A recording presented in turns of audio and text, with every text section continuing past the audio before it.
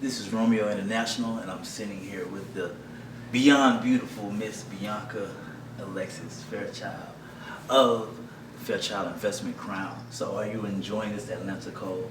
You know, it's really not cold to me. I've traveled like through Moscow and places where it's like below 20, below 30, so this is just like normal to me.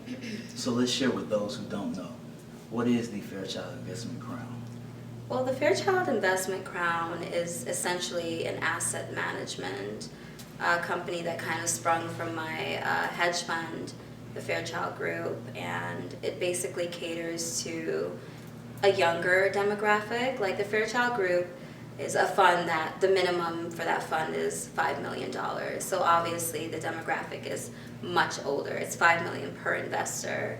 So I don't have any clients that are like under 60 or that hasn't been like building wealth for a very long time. Most of my clients, most of my 100 clients are companies. I might have 3 individuals who can afford to invest in the fund. So I created the investment crown in order to help the younger generation to build wealth. There's a much lower requirement as far as like what you have to put in. And I did that because I just really want to help young people my age and even younger to just focus on building wealth rather than on like material things or whatever. Not that there's anything wrong with material things, but I think it's really essential for us as a younger generation to think about our future and what's really important, which is education, wealth, the future of our kids and things like that. Now, you just spoke about the younger generation. What sparked you? What motivates you to actually get into this? I think coming from a disadvantaged background myself, as an immigrant, someone who came to the United States from a very poor family background and who really had to work very, very hard to get to where I am. And then just seeing my peers, like some of them choosing to go my route, but the vast majority of them just feeling really discouraged and having no guidance and choosing to just like focus on whatever little was in front of their face, directly in front of their face. I just felt like, you know what, if there was more guidance and more people out there willing to show these kids that you don't have to be this because your parents was this or because that's what you're seeing in and around your neighborhood. You can actually choose to reject certain material things and invest in wealth and saving your money. And so yeah, that's what sparked it. Any personal obstacles or business obstacles along the way that you chose yourself to, I guess, take that motivating step, as you say, to push forward and push through? Oh, sure. I mean, as someone that's 100% Black, as someone that's very young in my industry, as a woman that doesn't fit the traditional mold of what's considered corporate, you know, I encountered a number of obstacles, from racism to just discrimination. I always just push forward.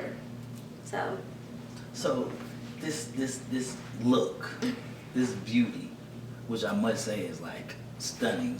Thank you. Tell me about where you get your look from. Where is it? Is it personal design? Is it personal style? Is it a feeling that you go for just that day? It's just how I feel inside. Like in my country, women are really celebrated. Like it's not like America. Like in Jamaica, I'm from Jamaica. Okay. That's where I'm from.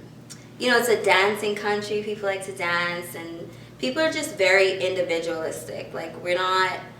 And I love the United States. I'm not speaking against the U.S. It's a great country, and that's why my family and I moved here. But there's so many restrictions placed on individuals as far as like societal norms, how you're supposed to be, what you're supposed to do, how you're supposed to look. I just completely reject that and go for how I grew up, you know, where it's like self-expression, be whoever you want to be, dress how you want to dress, do whatever you want to do. And that's what I do. If I get up one morning and I'm like, okay, I'm in the mood to like wear my bed hair out. I don't want to comb my hair, so I want to throw on like a boho and like some booty shorts or whatever and some cowgirl boots and go to the park and like chill all day. That's what I do. Or if I'm in the mood to get all glammed up and show a little boob and show some butt and some leg, that's what I do. And if people want to think whatever they want to think about it, it's fine. It doesn't matter to me. So, Jamaica. Sure. So, music moves you. It does. Okay. Yeah. So, what's your favorite artist? What's gonna make you move when you're out and you're celebrating and having a good time?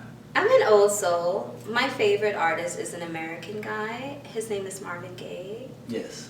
So if you turn on like any Marvin Gaye song, like most likely I'll know every single word to the song. I feel it's so romantic, and it takes me back. I wasn't in that time, but I can sort of like imagine what it was like in the time when you were hearing like dance with me, you know, and like all those. It was just seemed much more free, so I like to listen to that. And I know Marvin Gaye's like talking about sex and but he does it in such a discreet way. Whereas in this day and age, I can't listen to like any music about sex because it's so like forward in your face, like crazy. Like this is what it is. Yeah, and I don't like that. So I listen to a lot of Marvin Gaye. Jamaican artist, I love Sizzler. I don't know if you know who that is. Yes, I do.